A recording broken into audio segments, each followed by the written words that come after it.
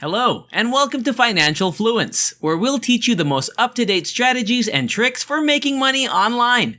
Don't forget to subscribe to the channel, hit the like button, and turn on the notification bell to be notified every time a new video is uploaded. Also, don't forget to leave a comment down below. In today's video, we'll talk about inflation. One of the strangest aspects of economic life is that prices continue to rise. Incomes and prices were drastically different in the past than they are now. In Pride and Prejudice, Mr. Darcy is said to be one of Britain's wealthiest people. In 1813, his annual income was $12,000. Today, that's less than half of what a fresh out of college primary school teacher would make. In terms of taste and sensibility, there is a debate about whether a weekly income of $25 is sufficient to make you wealthy. And the answer is yes. In a living memory, a cinema ticket cost 40 cents in 1970 and now costs $15. So what happened to inflation? Should we be concerned about it? Governments obsessively track inflation and strive to keep it low. There is a huge amount of data being collected all the time to ensure that governments can predict the pace of inflation with incredible accuracy. Is it on track to grow at a 2.3% annual rate? Or is the low point of 38% in February cause for concern? In historical terms, this is a relatively new concern. The Spanish Empire virtually disintegrated due to inflation in the 17th century without even realizing it. As a result, cultures have become concerned with inflation measurement and management over time. So what causes inflation? What causes it to occur? There are three main causes behind this. The first is referred to as cost-push inflation by economists. This is where businesses' costs rise, which are ultimately passed on to customers. These increases could be due to a variety of factors. Firstly, raw materials, oil in particular, may become more expensive for a very good reason, because many countries are developing and prospering. Second, workers may be asking for more money and succeeding because they have well-organized political groups, or because schools and universities have failed to adequately equip employees with the skills that businesses require. Finally, land rents may be rising as a result of a lack of factories and offices being erected, which is often due to political failures around building licenses. As a result of all of this, businesses pass on their extra costs to consumers in the form of higher pricing. They don't want to, and it's a terrifying prospect, but they don't have a choice. Otherwise, they'd go out of business. The second type is demand inflation. This occurs when the number of individuals who desire something grows faster than the supply can keep up. Demand inflation is most commonly caused by the otherwise pleasant fact that people are becoming wealthier and having more money to spend. This is why, by decreasing taxes, the government may promote inflation.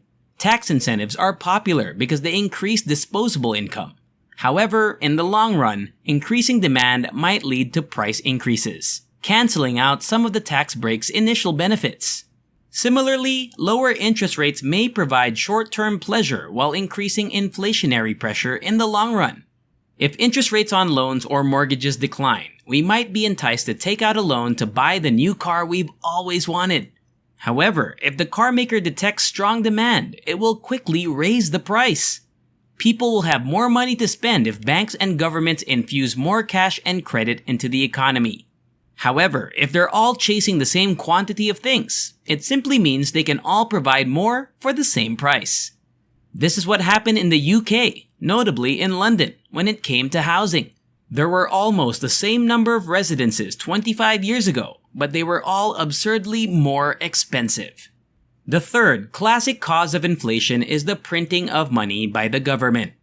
This theory has a fundamental logic to it, despite the fact that it may appear to be illegal at first. Governments frequently print additional money in order to stimulate the economy and create more jobs. This can be done in a variety of ways, including increasing the amount of notes in circulation, raising government debt, or allowing banks to make larger loans on the same asset. The amount of money in circulation increases in all of these circumstances. But there's a significant problem. After a while, the value of each note starts to dwindle. Since there are more people chasing the same amount of stuff to buy, there's more money around. but it doesn't buy you anything. Instead, it raises prices. However, economists like philosopher John Maynard Keynes recognized a possibility here. Because it takes time for the value of money to diminish, there may be more cash around for a while yet. Prices haven't yet risen. This is a window of opportunity in which economies can hopefully stop growing. People can really raise their consumption at such Goldilocks moments.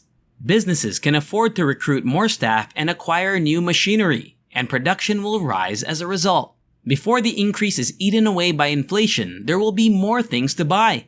As a result, there is a real boom, and a little inflation can help the economy thrive.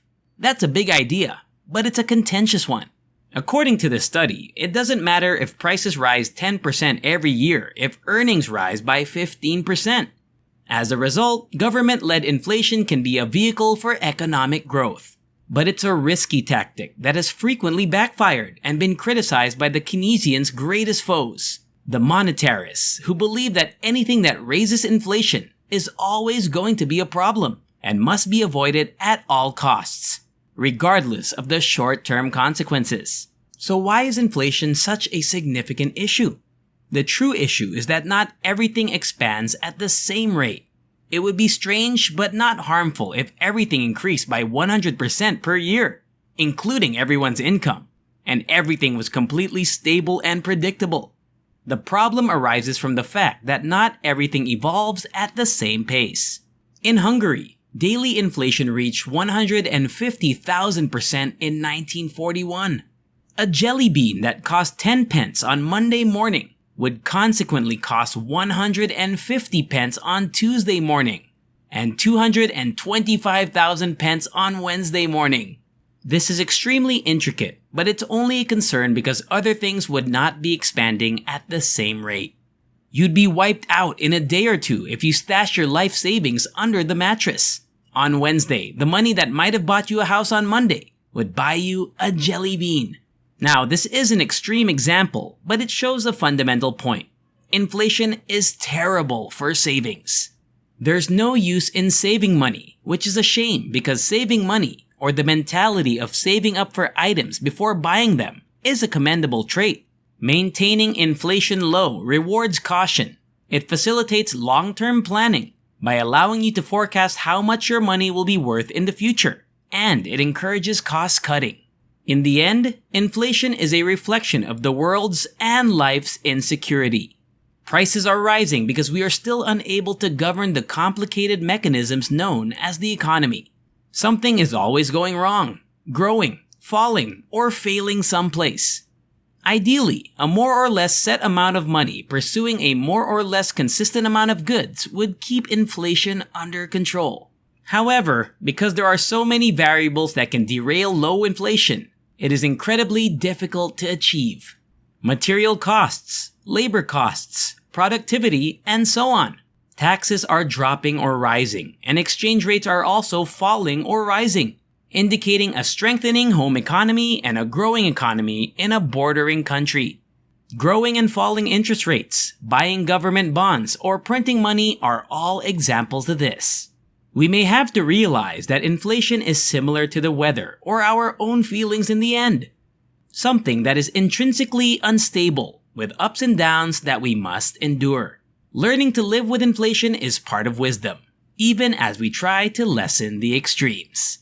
And that's all. If you enjoy similar stuff, check out my other videos. And if you like it, hit the like button, subscribe to the channel, and turn on the notification bell. If you have any questions, feel free to leave a comment down below, and I'll see you in the next video.